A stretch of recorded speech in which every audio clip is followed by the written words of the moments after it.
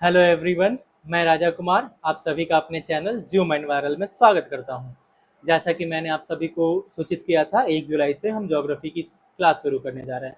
तो आज है 1 जुलाई और आज हम अपना पहला लेक्चर लेकर के आ गए हैं। लेक्चर का नाम आप देख रहे होंगे स्क्रीन पर, इंट्रोडक्शन टू ज्योग्राफी, यानी ज्योग्राफी का परिचय, भूगोल का परिचय। तो लेक्चर शुरू करने से पहले थोड़ी सी बातें कर ली जाए।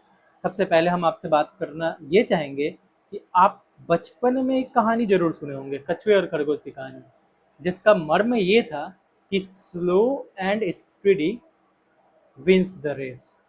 Slow and steady wins the race, यानी आप धीरे किंतु निरंतर अगर आगे बढ़ते हैं तो आप रेस को जीत जाते हैं। तो हम भी इसी लक्ष्य को ध्यान रखते हुए धीरे किंतु निरंतर चलेंगे। अब ये जरूरी नहीं कि हम धीरे ही चलेंगे, हम तेज भी चल सकते हैं। जैसी रिक्वायरमेंट होगी समय को उसके अकॉर्डिंग चलेंगे, किंतु ये तो जरूर है कि हम निरंतर चलेंगे, क्योंकि निरंतरता हमें जीवन में निश्चितता की ओर ले जाती है। और हम निरंतर बने रहेंगे तो निश्चित हो जाएंगे अपने एग्जाम के प्रति, क्या प्रतिफल के प्रति। दूसरा, मैंने आपसे बोला था 1 जुलाई से प्रतिदिन ज्योग्राफी का एक लेक्चर डालूंगा, किंतु ये मैंने आपसे नहीं डिस्कशन किया था कि मैं कब ये डालूंगा। तो इसका आज टाइम मैं फिक्स कर देता हूँ, 8 बजे रात्रि में प्रतिदिन ज्योग्राफी का एक लेक्चर डाल दिया जाएगा। हो सकता है कभी 1-2 दिन मिस हो जाए किसी कारणवश, तो इसीलिए ये मेरी बात पत्थर की लकीर नहीं है। तो पत्थर की लकीर मत मानिएगा, कोशिश करूंगा कि रेगुलर डाल सकूँ। ठीक है। तीसरी बात, क्या केवल ज्योग्राफी का लेक्चर हमें परिपूर्ण बना पाएगा? नहीं। तो इसके लिए हम लेक्चर से रिलेटेड 5 क्वेश्चंस, कैसे क्वेश्चन, तो MCQ डेली, 5 मिनट का वीडियो, 2 मिनट का वीडियो, जैसा भी हो सकेगा वैसा डालेंगे। उसके साथ लेक्चर के दौरान ही हम एक सब्जेक्टिव क्वेश्चन भी आपको दिया करेंगे, जिससे आपका काम होगा प्रतिदिन अपने कॉपी पर लिखना। आप लिखेंगे, आप बेहतर बनेंगे, नहीं लिखेंगे जैसे हैं वैसा रह जाएंगे। फिर चौथी बात, चूंकि ज्योग्राफी मैप से रिलेटेड होती है, तो प्रतिदिन एक मैप बेस्ड क्वेश्चन जरूर देखेंगे। किसके थ्रू देखेंगे? हम कोशिश करेंगे शॉर्ट्स वीडियो में डालें, जो करंट में रहेंगे उसी चीज़ को डालेंगे। तो ये 4 बातें हैं, 4 बातों को हम ध्यान रखेंगे और इसी के थ्रू अपने लेक्चर सीरीज को आगे बढ़ाएंगे। चलिए देखते हैं कि आज हम क्या पढ़ने वाले हैं।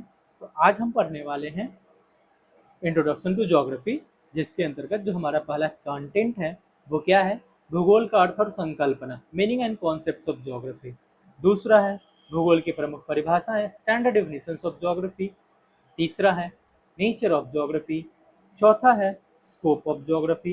पांचवा है AIIMS and purposes of geography.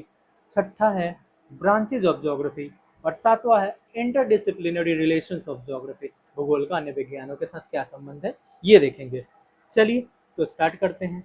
भूगोल का अर्थ और संकल्पना। आप यहाँ पे ब्लैंक बोर्ड देख रहे होंगे, तो आपके दिमाग में ये लगा होगा कि शायद ये चौक एंड दस्तखत वाली पढ़ाई होगी, अर्थात लिखा जाएगा, समझाया जाएगा। हाँ, ऐसे चला जाएगा, किंतु जहाँ जरूरत होगी वहाँ हम स्लाइड्स का भी प्रयोग करेंगे, जैसे कि आप आगे देख लेंगे, प्रेजेंटेशन का प्रयोग करेंगे। तो चलिए स्टार्ट करते हैं बिना देरी किए हुए। Meanings and concepts of geography. तो ज्योग्राफी की अगर हम बात करें, ये जो ज्योग्राफी है, जिसका अर्थ आप हिंदी में जानते हैं भूगोल है, ये ग्रीक भाषा के 2 शब्दों से बना हुआ है। दो ग्रीक मूल के 2 शब्द हैं। एक है जी, बेसिकली हम जियो में इसको लिखते हैं, और एक है ग्राफोज, जिसको हम ग्राफिन्स भी बोलते हैं, ग्राफोज। इन 2 शब्दों से लेकर के ज्योग्राफी का निर्माण हुआ है। और जियो का अर्थ क्या होता है? अर्थ अर्थात पृथ्वी। और ग्राफोज का अर्थ होता है डिस्क्रिप्शन अर्थात वर्णन। हम हिंदी और इंग्लिश दोनों का लैंग्वेज का प्रयोग करेंगे, जहाँ ज़रूरत होगा वहाँ लिख देंगे, जहाँ ज़रूरत नहीं होगा वहाँ नहीं लिखेंगे। तो अगर हम देखें ज्योग्राफी का अगर मीनिंग क्या निकल रहा है, तो ज्योग्राफी का बेसिक मीनिंग लिख रहा है, यानी शाब्दिक अर्थ निकल रहा है। शाब्दिक अर्थ को इंग्लिश में इटिमोलॉजिकल मीनिंग बोलते हैं। शाब्दिक अर्थ क्या निकल रहा है? तो the description of earth, the description of earth is geography. पृथ्वी का वर्णन ही क्या है? भूगोल है। तो ये भूगोल का बेसिक मीनिंग हो गया। अगर हम बात करें, ये जो ज्योग्राफी शब्द है, इस शब्द को किसने गढ़ा, ये भी इम्पोर्टेंट है। इस शब्द को गढ़ने वाले व्यक्ति का नाम है इराटोस्थेनीज। क्या नाम है? इराटोस्थेनीज। इराटोस्थेनीज महोदय ने इस ज्योग्राफी नामक शब्द को गढ़ा था। यहाँ पे ये होगा, ठीक है। इनका अगर हम टाइम पीरियड अगर हम नोटिस करें तो इनका टाइम पीरियड है 276 से लेकर के 194 BC। एक मिनट, 194 BC ये इराटोस्थेनीज का टाइम पीरियड है, ठीक है। तो इन्होंने ही इस शब्द को गढ़ा था। इनकी एक पुस्तक है, इस पुस्तक का नाम है जियोग्राफिका। क्या नाम है? जियोग्राफिका। बेसिकली ज्योग्राफी का पुस्तक, यानी इन्होंने पुस्तक के नाम लिख दिया, जिसमें उस समय के जो नोन वर्ल्ड थे, यानी ज्ञात विश्व था, उसका एक सिस्टमैटिक प्रेजेंटेशन था, सिस्टमैटिक स्टडी था, उसी को इस पुस्तक में लिखे थे इराटोस्थेनीज महोदय ने। इसलिए इनको फादर ऑफ ज्योग्राफी भी माना जाता है। इनको क्या माना जाता है? फादर ऑफ ज्योग्राफी भी माना जाता है। कई जगह आप देखने को मिलेगा आपको हिकायटियस को भी फादर ऑफ ज्योग्राफी माना जाता है। तो ये आप ज्योग्राफी का मीनिंग देख लिए। एक मिनट कुछ, चलिए सॉरी, नेक्स्ट देखते हैं। नेक्स्ट आप यही एक स्टैंडर्ड डेफिनेशन यहाँ पे दी गई है। What is geography? तो geography is a scientific discipline that is concerned with the systematic study and interpretation of the earth surface. Basically भूगोल क्या है? एक वैज्ञानिक अनुशासन है या विधा है, जिसका उद्देश्य क्या होता है? तो एक सिस्टमैटिक स्टडी करना। सिस्टमैटिक का मतलब होता है क्रमबद्ध रूप से स्टडी करना, और इंटरप्रिटेशन करना, व्याख्या करना। किसका? तो पृथ्वी के तल का, यानी भूतल का एक क्रमबद्ध अध्ययन और व्याख्या ही क्या है? भूगोल का मेन विषय है। अगर हम बात करें तो primary focus of geographical inquiry is place और स्पेस। भूगोल का प्राइमरी फोकस होता है क्या? तो स्पेस, स्थान, प्लेस, ठीक है। और वो क्या करता है? उस प्लेस का इन्वेस्टिगेट्स द स्पेशियल लोकेशन, वो प्लेस कहाँ है, of phenomenon on earth surface and explains the distribution patterns of both physical and human features through logical and scientific analysis. उस प्लेस का कहाँ है, उसका वितरण कैसा है, उसी का एक प्रकार से लॉजिकल और साइंटिफिक एक्सप्लेनेशन करता है ये ज्योग्राफी, ठीक है। ये ज्योग्राफी का एक बेसिक अगर डेफिनेशन कोई पूछे, व्हाट इज ज्योग्राफी, तो बेसिकली आप कह सकते हैं it is a discipline that concerned with the systematic study and interpretation of earth surface. अब यहाँ पे भूगोल का कुछ स्टैंडर्ड डेफिनेशन है। यहाँ के standard definition in the sense, कहने का मतलब हम और आप कुछ भी बोल सकते हैं कि भूगोल ये है, भूगोल वो है, लेकिन जो बड़े बड़े विद्वान हुए हैं, जोग्राफर्स हुए हैं, उन्होंने एक इसको क्या किया? परिभाषित किया है। उस परिभाषा को हमें क्या करना होता है? याद करना होता है, क्योंकि इंटरव्यू में, एग्जाम्स में स्टेटमेंट बेस्ड क्वेश्चन ऐसे दे दिए जाते हैं। इंटरव्यू में भी आपसे पूछ दिया जाए कि what is the classical definition of geography, तब वहाँ पे आप शांत हो जाएंगे। एग्जाम में एक डेफिनेशन दे दीजिए, पूछा जाए ये डेफिनेशन किसके द्वारा दिए गए, वहाँ पे मुश्किल होंगी। तो इसीलिए मैंने जो इंपॉर्टेंस है वहाँ पे इसका एक कलेक्शन किया, जैसे कि ये इरेटोस्थेनीज और इमैनुअल कांट का जो डेफिनेशन है, इसको क्लासिकल डेफिनेशन बोलते हैं। क्या बोलते हैं? Classical definition of geography. Eratosthenes महोदय बोलते हैं geography is the description of earth as the dwelling place of man, यानी भूगोल मानव के निवास स्थान के रूप में पृथ्वी का वर्णन है। वही इमैनुअल कांट बोलते हैं geography is the study of special distribution of phenomena on earth surface. भूगोल पृथ्वी की सतह पर घटनाओं के स्थानिक वितरण का अध्ययन है। ये हम्बोल्ट और रिक्टर की बात करें तो ये लोग कौन से स्कूल से बिलोंग करते हैं? तो ये जर्मन स्कूल से बिलोंग करते हैं। जर्मन स्कूल, अब स्कूल का मतलब ये होता है थॉट का एक एरिया होता है, तो जर्मन थॉट से बिलोंग करते हैं। तो अलेक्जेंडर हम्बोल्ट क्या कहते हैं? Geography is the study of nature as an organic whole observing the interconnection of all physical phenomena, यानी भूगोल एक जैविक संपूर्णता के रूप में प्रकृति का अध्ययन है, जो सभी भौतिक घटनाओं के अंतर संबंधों का क्या करता है? अवलोकन करता है। वही रिटर महोदय बोलते हैं geography is the department of science that deals with the globe in all its feature, phenomena and relation as an independent unit and shows the connection of this unified whole with man। यानी भूगोल विज्ञान का वह भाग है जो पृथ्वी के सभी लक्षणों को, घटनाओं को और संबंधों को एक स्वतंत्र इकाई के रूप में देखता है, और इसी एकीकृत समग्रता का मानव के संबंध को प्रदर्शित करता है।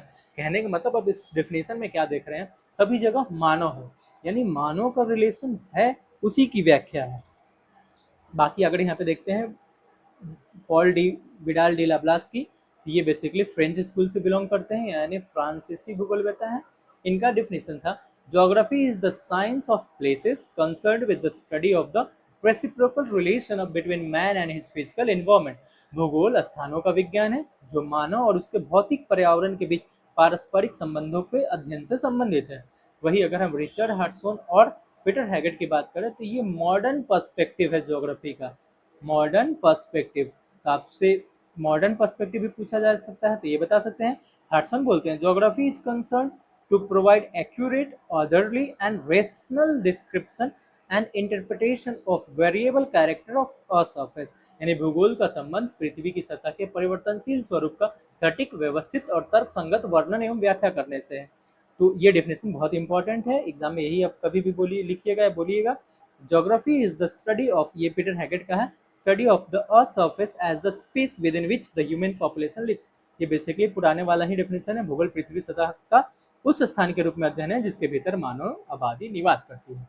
तो आपने अभी क्या देखा, भूगोल का एक स्टैंडर्ड डेफिनेशन देखा जो कि बहुत इंपॉर्टेंट होता है एग्जाम में लिखने के लिए, इंटरव्यू में बोलने के लिए। चलिए अब आगे चलते हैं। अब हम देखेंगे नेचर ऑफ ज्योग्राफी, यानी भूगोल की प्रकृति क्या है। तो भूगोल एक विज्ञान है जिसका संबंध प्राकृतिक और सामाजिक दोनों विज्ञानों से है। इसकी प्रकृति के जो मुख्य स्तंभ है निम्नलिखित है। यहाँ पर इसकी प्रकृति बताई गई है। पहला बताया गया है भूगोल भूतल का अध्ययन है। अगर हम भूगोल भूतल का अध्ययन की बात करें तो हम बेसिकली इसमें किसकी चर्चा करते हैं, प्लेस की करते हैं, लोकेशंस की करते हैं, स्पेस की करते हैं, किसकी करते हैं, स्पेस की करते हैं। इस विषय में अगर किसी विद्वान का योगदान देखें तो कांट महोदय हैं। कांट महोदय सीधे ज्योग्राफी को बोलते हैं। ज्योग्राफी भूतल का यानी पृथ्वी के उस तल का अध्ययन है जहाँ मनुष्य निवास करता है, यानी जहाँ मनुष्य निवास करता है उस तल का अध्ययन ही भूगोल है। ये सीधे तौर पर कांट महोदय बोलते हैं। अगर हम दूसरा नेचर देखें तो भूगोल अंतर संबंधों का अध्ययन है। Geography as the study of inter relationship. अगर इसमें हम देखें तो एक थ्योरी आती है जिसका नाम है प्रिंसिपल ऑफ टेरेस्ट्रियल यूनिटी। क्या आती है, principle of terrestrial unity. Hindi में अगर इसको बोले तो इसको बोलते हैं पार्थिव एकता का सिद्धांत। पार्थिव एकता का सिद्धांत। अगर इसमें हम बात करें तो ये सिद्धांत ये कहता है कि पृथ्वी पर कोई भी चीज स्वतंत्र नहीं है, प्रत्येक चीज एक दूसरे से संबंधित है। यही बात करता है पार्थिव एकता का सिद्धांत। और इसको अगर जो वाहक हैं, अगर भूगोलवेत्ता जो वाहक हैं वो बेसिकली फ्रेंच स्कूल के जोग्राफर्स हैं। फ्रेंच स्कूल के जोग्राफर में अभी आपने देखा था किसका, किसका ब्लास का नाम आपने देखा था। इसके अतिरिक्त अगर बात किया जाए तो डेमांजिया हैं, ब्रुन्स है, ये लोग इसके समर्थक हैं। ब्लास तो ये भी बोलते हैं मानव भूगोल का अध्ययन पार्थिव एकता के सिद्धांत के बिना अधूरा है। अगर हम उस आगे देखें तो भूगोल क्षेत्रीय समाकलन का अध्ययन है। भूगोल क्षेत्रीय समाकलन का अध्ययन है। इसका इसके जो संदर्भ में जो बात करते हैं वो व्यक्ति हैं हेटनर महोदय।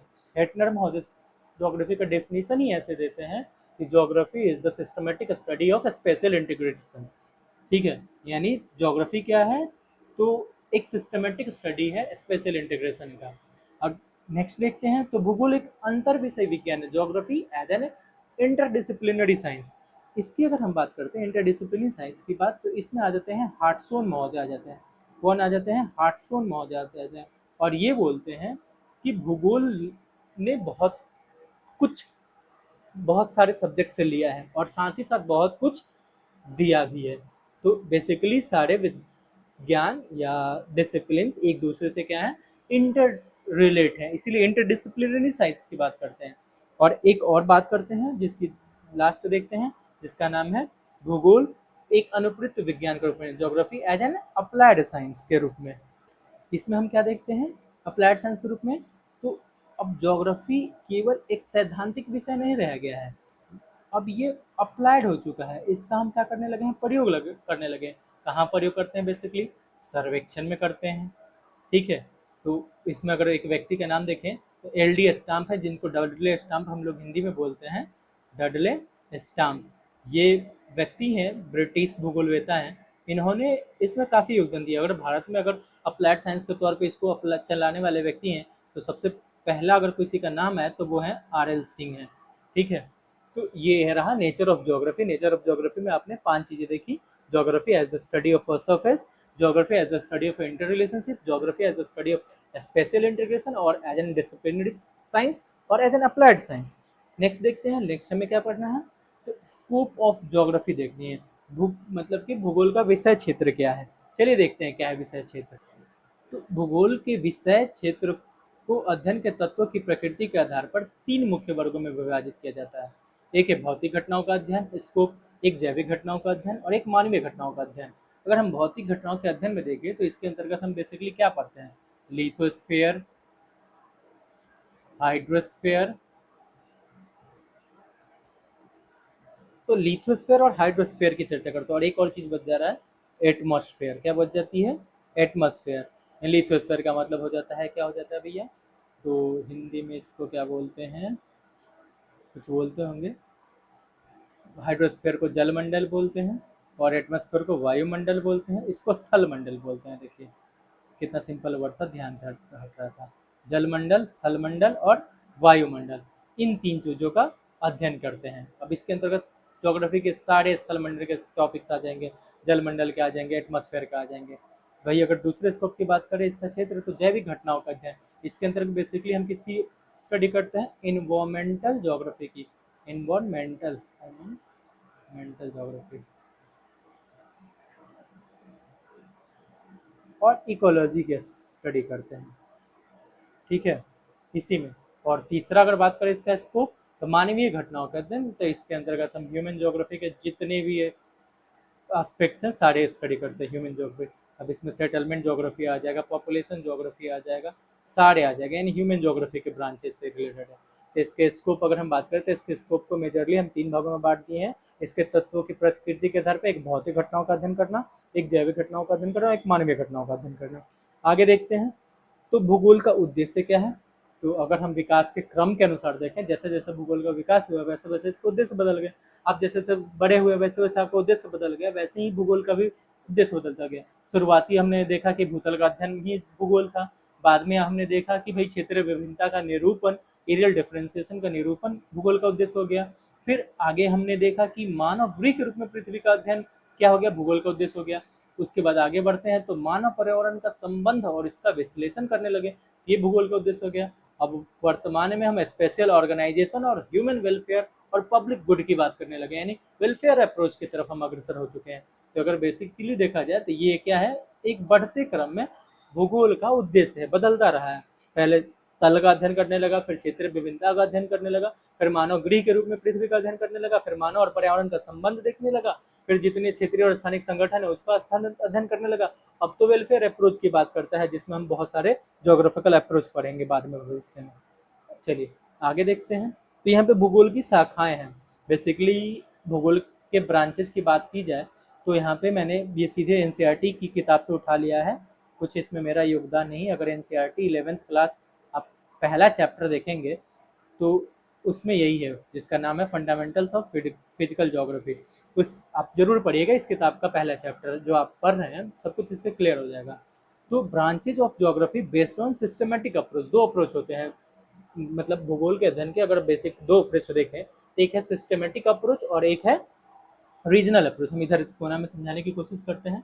एक है सिस्टमेटिक अप्रोच, जिसको सिस्टमेटिक को क्या बोलेंगे? क्रमबद्ध अप्रोच। और एक को रीजनल को बोलेंगे क्षेत्रीय, बोल दीजिए रीजनल अप्रोच। ये 2 अप्रोच है। सिस्टमेटिक अप्रोच और रीजनल अप्रोच में बस अंतर क्या है? हम इसमें किसी एक फेनोमेना का स्टडी करते हैं और एक फेनोमेना का स्टडी ग्लोबली करते हैं, यानी छोटे क्षेत्र से उठा करके बड़े क्षेत्र तक जाते हैं। और रीजनल ज्योग्राफी में पहले एक क्षेत्र डिसाइड करते हैं और उसमें जितने भी एस्पेक्ट्स और तत्व हैं सबका स्टडी कर लेते हैं, चाहे कुछ भी हो, इतिहास से लेकर वर्तमान तक का। तो यही अंतर है। एक में क्या करता है, एक एस्पेक्ट्स लेते हैं, जैसे कि अगर सिस्टमेटिक का बात करें तो अगर इसने हीट टेम्परेचर की बात की तो ये टेम्परेचर उठाएगा, आपके उत्तर प्रदेश से उठाएगा, उत्तर प्रदेश से भारत, भारत से विश्व, ऐसे बढ़ते आगे बढ़ेगा। और रीजनल में अगर हम बात करते हैं, अगर रीजनल में हम उत्तर प्रदेश ले लें तो उत्तर प्रदेश से रिलेटेड जितने भी एस्पेक्ट है, टेम्परेचर, रेनफॉल, कुछ भी, जो कुछ भी तत्व है सब का स्टडी कर लेगा। तो 2 अप्रोच है। तो अगर हम सिस्टमेटिक अप्रोच की बात करते हैं तो उसके आधार पर भूगोल को हम कैसे बांटते हैं ये इंग्लिश में लिखा हुआ, मैं हिंदी में बताता चलूंगा, आप नोटिस करते रहिएगा। तो भूगोल को अगर हम बेसिकली देखा जाए तो हम 2 भागों में बांटते हैं, अगर देखिएगा कहीं भी तो एक, और ये दूसरा फिजिकल ज्योग्राफी भौतिक भूगोल, दूसरा ह्यूमन ज्योग्राफी मानव भूगोल। बीच में आपको ये जो छोटे से पॉइंट देख रहे हैं इसको हम 1 स्टार और 2 स्टार के तौर पे अगर लिखें तो इसमें देख रहे हैं प्रिंसिपल एंड फिलोसफीज आ रहा है और इसमें मेथड्स एंड टेक्निक आ रहा है, यानी तीसरा और चौथा बंटवारा आप चाहे तो कर सकते हैं, ऐसा नेसेसरी नहीं होता। बेसिकली फिजिकल और ह्यूमन में ज्योग्राफी को बांटा जाता है। तो अगर हम फिजिकल का अगर देखें तो देखिए यहाँ पे एरो है, ऐसे कंफ्यूज मत हो कि इधर आ गया।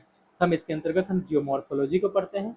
जियोमॉर्फोलॉजी का होता है, क्या होता है भाई, तो हिंदी में हम बोलते हैं जियोमॉर्फोलॉजी को क्या बोलते हैं, कुछ बोलते होंगे, दिमाग में नहीं आ रहा, आप सर्च कर लीजिएगा।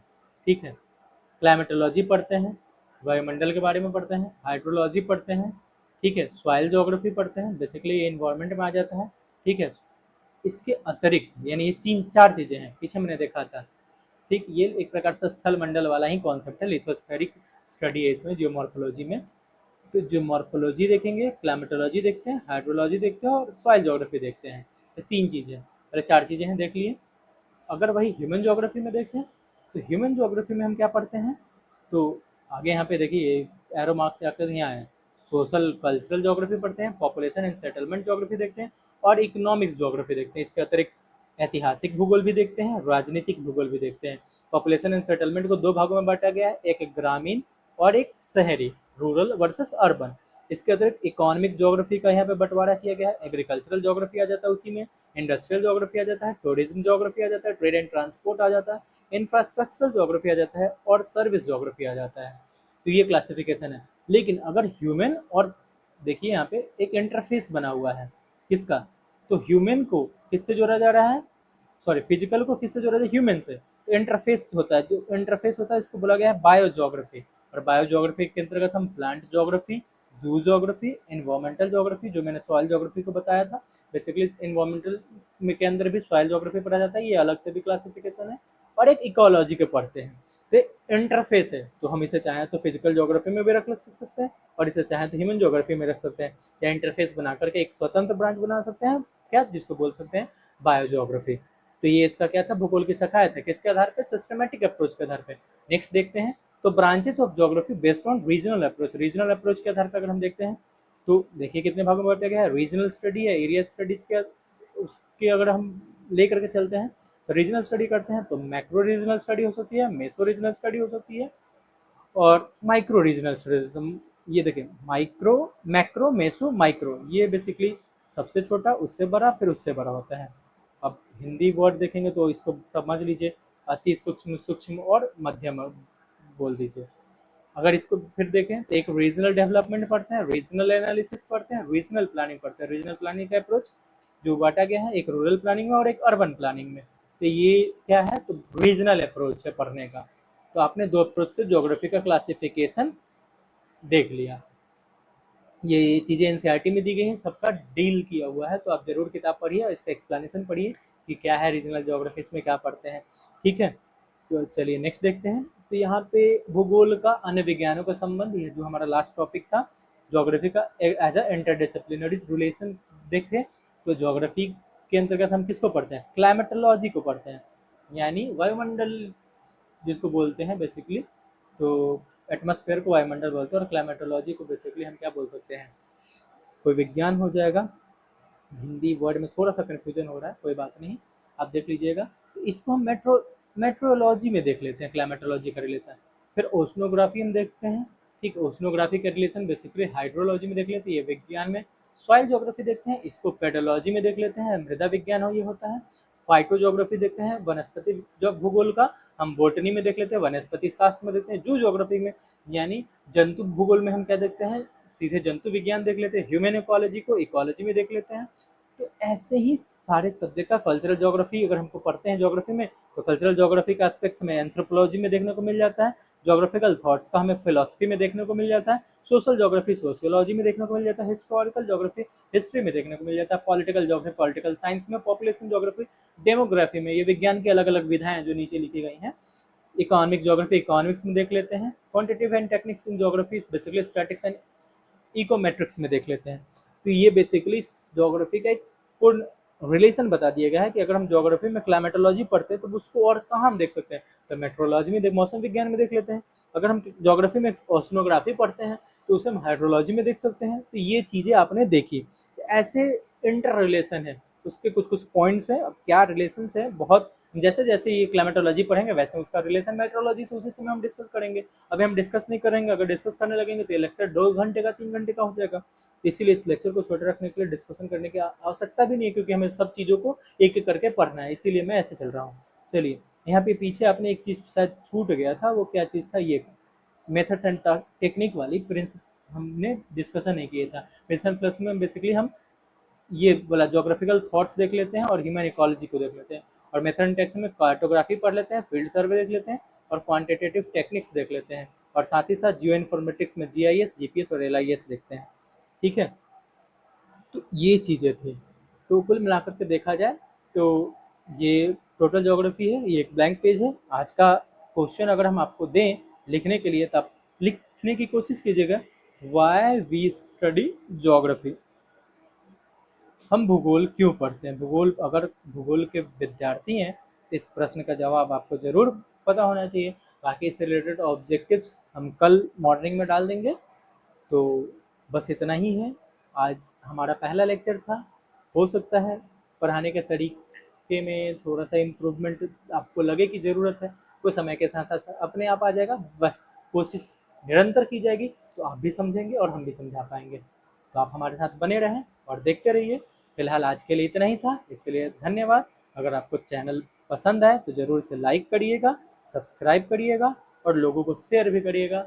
अगर कुछ आपको चाहिए तो कमेंट करिएगा। बाकी इसके टेलीग्राम चैनल से भी जुड़ने की कोशिश कीजिएगा। टेलीग्राम का लिंक इसके कमेंट में या चैनल के पेज पे होगा। टेलीग्राम चैनल से भी जुड़ जाइएगा ताकि आपको नोट्स मिलते रहेंगे। तो फिलहाल इतना ही है, धन्यवाद।